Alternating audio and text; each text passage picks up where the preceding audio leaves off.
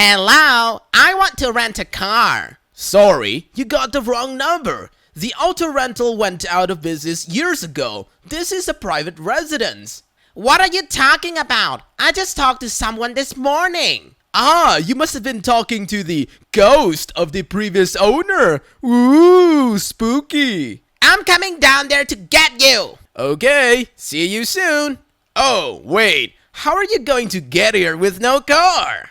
Now, for every like this video gets, one Karen won't be able to rent a car. So please, smash that thumbs up and notification buttons. To the story. Sorry, wrong number. My first year of college, I lived in a dorm. It sucked, like a lot. And so when my friend Paul asked if I would like to go in on an apartment with her and her incredibly cute friend Heather, I said heck yes. We each took a utility. Paula had the gas bill, Heather had the electric, and I had the phone. I bought a telephone and an answering machine at Lechmere, and we recorded a Q2C outgoing message. Within minutes, we had our first call. A guy looking for Abbey Auto Rental. I told him that he had the wrong number and hung up.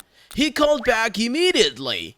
Abbey Auto Rental? Nope, me again. What number are you trying to reach? He read off my new phone number, and I said, well, that's the number here, but this is a private residence. And he said, well, I guess you're screwed, because there's a half-page ad for Abbey Auto Rental in the yellow pages with that number. Lots of luck! I grabbed the yellow pages and flipped to the car rental section, and sure enough, it was our number. I guess they had gone out of business fairly recently, for the ad to be still included in the phone book. So we changed our cutesy outgoing message to say, sorry, this is not Abbey Auto Rental. They are out of business. You have reached Dave, Paula, and Heather. Please leave a message. It made no difference whatsoever. People kept leaving messages for Abbey Auto Rental. At the end of the year, Paula and Heather moved out, and Dan and Jorma moved in. Jorma used to enjoy messing with the callers. He would take down their credit card number and make a reservation promising free delivery. He would take down their credit card number and make a reservation promising free delivery, just as it said in the ad. Then he would go off to class. When the reservation time rolled around, the customer would call back, furious at the absence of their rental car, and frequently, I would be the one to answer the phone. Dave, hello? Irritated customer, where the hell is my car? Dave, sorry, Abbey Auto Rental went out of business 2 years ago. Irate customer, what are you talking about? I gave my credit card number to someone this morning. Dave, oh, you must have been talking to the ghost of Mr. Abbey. Ooh. Irate customer, I'm coming down there to kick your butt. Dave, okay, see you soon. You have the address from the ad, right? How are you going to get here with no car? Irate customer, ah! When Jorma moved out and Michelle moved in, we decided it was time to change the outgoing message again. We left longer and longer messages, but the calls kept coming. They had the phone books. The phone books were 3 years old. Abbey Auto Rental must exist. It must. Finally, I went out and bought a longer tape for the outgoing message. I recorded The Gift by Velvet Underground. This song is 8 minutes and 16 seconds long. The left channel is the band noodling around aimlessly on their guitars, and the right channel is a male voice with a British accent telling a story about a man who mailed himself to his girlfriend. We told all our friends to just hit the star key to bypass the outgoing message. This, finally, eliminated the car rental messages. I left the answering machine that way and tried to forget about it. Almost a year later, I came home to a light blinking on the machine. It was the peevish voice of a little old lady who had clearly listened to the entire story, including the part where the girlfriend uses a metal cutter to open the box, accidentally killing her boyfriend. The message said That is a very nice story, but it doesn't help me. I want to rent a car. Well, you gotta give props to the real hero of this story. You know, the dude who warned OP about that way before all of this happened. The second story. Apparently, I'm a doctor. So let's say my name is John Doe. I often get phone calls that go like, "Hey, John," and I reply something sensible and they go, "Listen, I have such and such issue with a patient." It's always annoying calls about medical events or colleagues. Bear in mind, I'm an engineer. So this idiot, Dr. John Poe, has a name that's almost identical to mine, and decided whenever someone annoyed him, he gives him the same wrong number, my number. And every other call I get is the "I don't work here" scenario, adding SMS and WhatsApp. I got fed up, found his number, and tried contacting him to no avail. I sent him a message with my lawyer who contacted me and knew him personally, and a girl he was dating to no avail. So I figured I would have some fun. I know for a fact that he sees face to face some of these people, so I started interrupting them as they began asking. Once I knew they were not patients, and hanging up. I said stuff like, "Sorry, cannot talk right now. I just found out I'm getting a divorce." Some of the excuses I use are "got herpes," "I'm in jail," silly more or less harmless stuff. Then I ran out of ideas and began saying things to the effect of, "It's not urgent, but I really need to discuss something with you." I wasn't trying to get him into trouble or worry anyone too much, but annoy him. So one day, I get a call from John. He wants me to stop, is quite mad, wants me to change number. Me? That's not gonna happen. That's the last time I heard of John. Kinda miss him actually. Wow, this guy annoys you daily by using your number and has the nerve and audacity to ask you to stop. What a jerk, a total trash. The third story. I don't work here, why not do this again? Now, I'm pretty much a fixture in a local grocery store. Almost every day, I'm in there because I like to cook, but I don't always remember to get all the ingredients and have to go back. I'm in a grocery store so much I know most of the staff by name. A couple of my neighbors even work there. But anyway, I was walking around the aisles, picking up beef broth, vegetables, and whatnot when I saw a lady wandering the aisle aimlessly. And so I thought I would be considerate and ask her if I could help her. The elderly lady was looking for baking goods. I know stores like the back of my hands and know where it is. As we walked to the baking aisle, we struck up a conversation. The sweet elderly lady asked me if I would help her with her shopping because she had never been in the store before.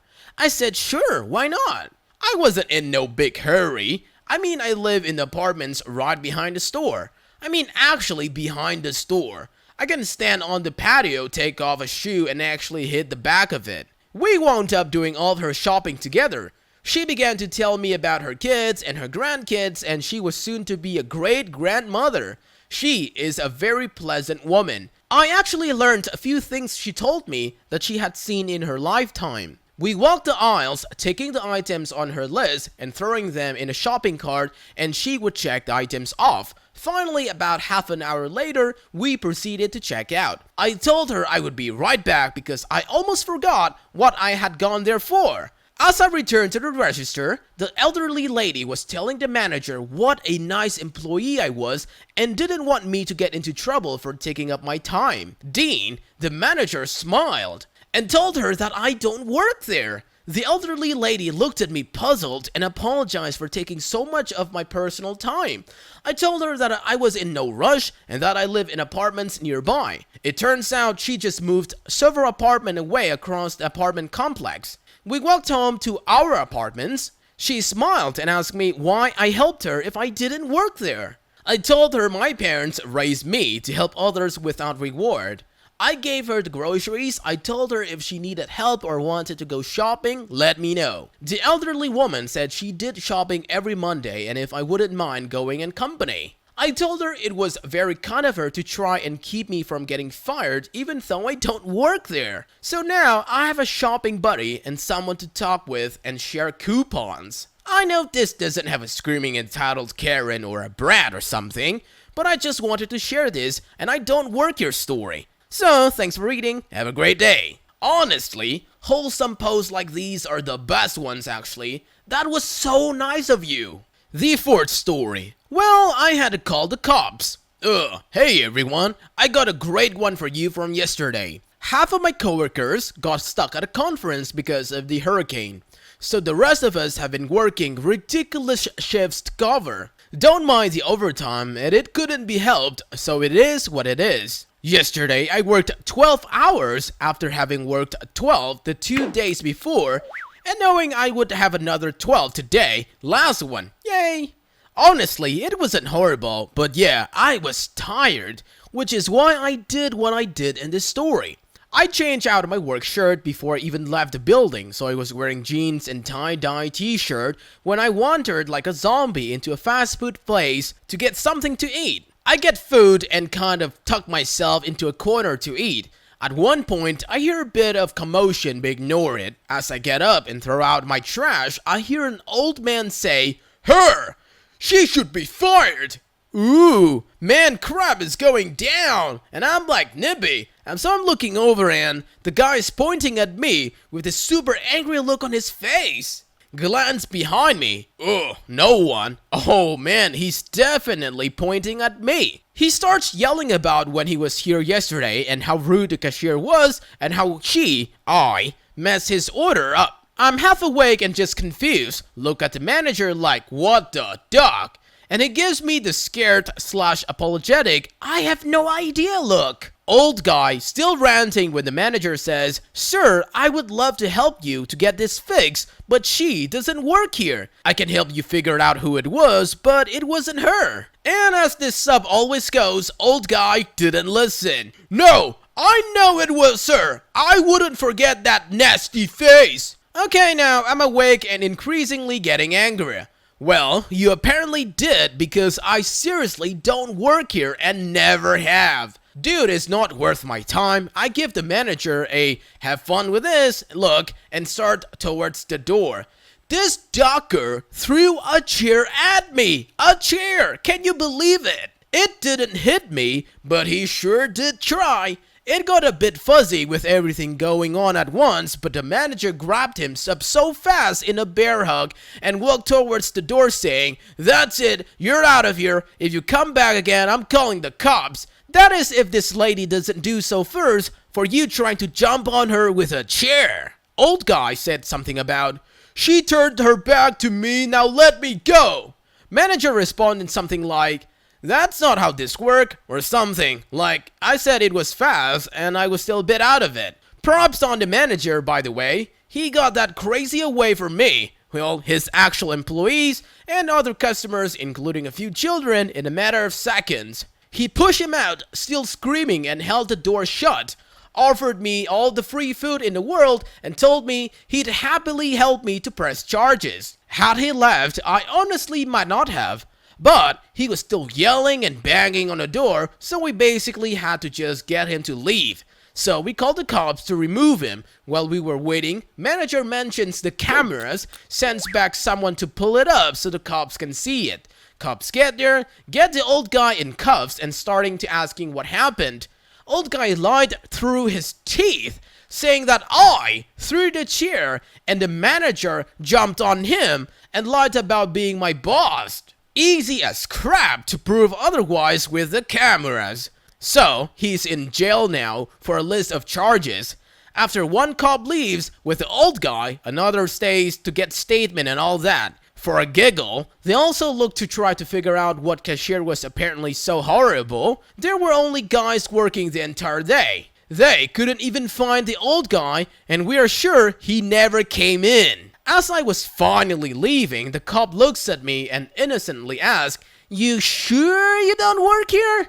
Oh dude, I don't know why, but I lost my crap laughing. Asked if he wanted me to show him how to cheat a chair to fly, and he also lost his crap laughing. TLDR, tired me wanted food, old guy blamed me for everything and called my face nasty, chair learns to fly, manager deserves a raise, cop and I bond over jokes and lack of sleep. Well, you need to call up the corporate and tell them how good that manager is. On to the final story. Karen insists she doesn't work here. A little background, I have an almost 2-year-old who is a bit of a finicky eater, as many kids that age are. There's one brand of little blueberry flavored heart-shaped rice puffs that he absolutely loves, and we use them as rewards for him when he accomplishes something, like successful using the potty or putting away his toys. Sometimes we also give them to him just because we love him. He calls them puffs and practically chants it when he knows he's about to get some. It's pretty adorable, but I digress. Now, I'm a 6'3" man and very broad-shouldered. I'm a pretty calm, pleasant person most of the time and try to make friends with everyone that I meet. But I've been told that I'm intimidating just because of my size. I'm aware of this and try not to loom over people or throw my weight around, but sometimes people get skittish just because I'm there. So anyway, I'm at a major chain grocery store after work, picking up a few things that my wife asked me to grab on the way home. I remember that we're low on puffs and swing by the baby aisle to get some, even though my wife didn't ask for them specifically. Lo and behold, there's Karen in her smart business casual jacket with her overloaded cart standing right in front of the puffs. She's holding a box of baby oatmeal, reading the back of it. I calmly watch as she puts the box back, picks up another box of the same brand of the same powdered oatmeal, just a different size, and starts reading again. Again, I wait, but I'm standing there wondering what could possibly be different between the two. She then picks up the first box and starts comparing them. They are identical other than the box size, and I'm tired of waiting for her. It's only been 2 or 3 minutes, which isn't that long, but I'm ready to get home to see my kid. So I say, "Excuse me, ma'am, could I—" Karen, without looking up, "I don't work here." Me, "Right, could I please—" Karen, "I said I don't effing work here."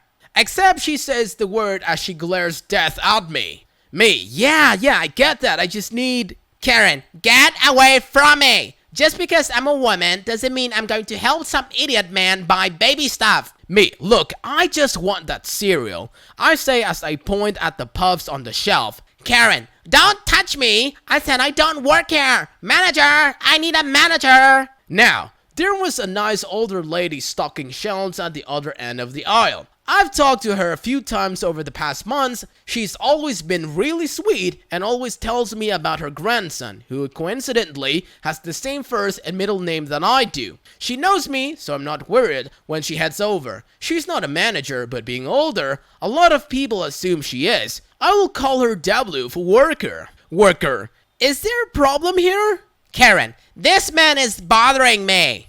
Me, "Sign. I just wanted to—" Karen, "I don't care what you want. I won't be taken advantage of." Turning to worker, "I demand you have him thrown out. I won't put up with this." Worker, "Ma'am, can we please calm down? I would like to—" Karen, "Don't you tell me to calm down. He is the problem." To me, "I said I don't work here. F." Worker, "Ma'am, I cannot help you if you don't calm down. Please, can—" She turns her hands palms up in a pretty universal non-threatening position. Karen, "Don't you touch me. I'll call the corporate. What is your name?" I've been pretty irritated, but I haven't gotten mad until now. I worked customer service for a lot of years and I'm used to being treated poorly by seemingly insane people. So I've been trying to remain calm. Once she threatens to report the sweet old lady for just trying to defuse the situation, I get angry. Standing up straight, looking forward just slightly, and with my best semi-loud dad voice that I usually reserve for when my kid is about to do something that's going to get him seriously hurt, I say, "Me, lady, I just wanted to buy that cereal for my kid, and your cart is in the way. I know you don't work here. I'm not an idiot.